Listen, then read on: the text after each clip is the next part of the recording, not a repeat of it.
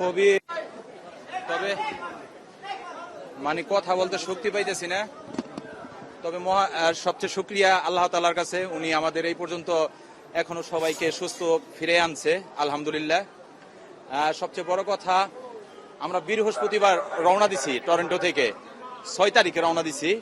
আমরা বাসা থেকে প্রায় বৃহস্পতিবার 6টা বাজে রওনা দিছি, সকাল 6টা বাজে। কিন্তু আজকে রবিবার, আপনারা দেখতে পাচ্ছেন যে আমি শেভ হয়ে বাসা থেকে ক্লিন শেভ হয়ে বের হয়েছি, আজকে দাড়ি হয়ে গেছে বাংলাদেশে আসতে আসতে। তবে বিমানের ক্রুরা খুব ভালো ছিল। বাংলাদেশ বিমানের ক্রুদের আমরা অনেক সহযোগিতা পেয়েছি। ইটালিতে খুব খারাপ অবস্থা ছিল। এখানে আমাদের মাননীয় প্রধানমন্ত্রীর কাছে আমাদের একটা আবদার থাকবে, কারণ তিনি তার প্ল্যান নিয়ে দেশকে এগোতে চাচ্ছে। তিনি বলেছে আই হ্যাভ এ প্ল্যান, আমরা তার শুভকামনা করি।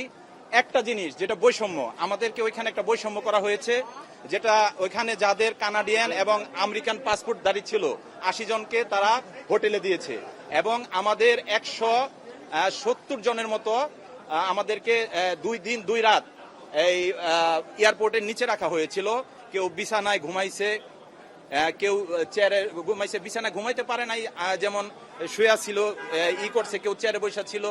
মাননীয় প্রধানমন্ত্রীর কাছে আবদার থাকবে, তিনি নতুনভাবে দেশ সাজাচ্ছেন, তার কাছে যে বিগত 17 বছরে যেসব বিমানে যা ছিল তা যেন চেঞ্জ করা হয়।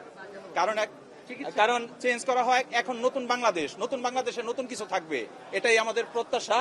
কারণ পুরান কিছু আমরা দেখতে আর চাই না প্রধানমন্ত্রীর কাছে। প্রধানমন্ত্রী বলেছে আই হ্যাভ এ প্ল্যান, আমরা তার শুভকামনা করি। তার প্ল্যান মতো এই বৈষম্য দূর করতে হবে, যে বৈষম্যের কারণে আমাদের 80 জনকে হোটেলে থাকতে হলো ভিসা দিয়ে, এবং আমাদেরকে এই এয়ারপোর্টের নিচে রাখা হলো আমাদের বাংলাদেশি পাসপোর্ট বলে। তা আমাদের বাংলাদেশি পাসপোর্টের কি কোনো দাম নেই? আমাদের বাংলাদেশি পাসপোর্টকে প্রধানমন্ত্রী সবার কাতারে রাখবে, সেটাই আমাদের প্রত্যাশা। খুব অসুস্থ, কারণ আমাদের 96 ঘন্টা পার হয়ে গেছে টরন্টো থেকে রওনা দেওয়ার পর। এখন আমরা এইখানে আসছি, অনেক খাবার ইতালির খাবার খাইতে পারে নাই, কারণ আমাদের অভ্যস্ত না ইতালির ওই খাবার খেয়ে। যেটা বললাম না, তবে বাংলাদেশের বিমানের ক্রুরা খুব ভালো ছিল।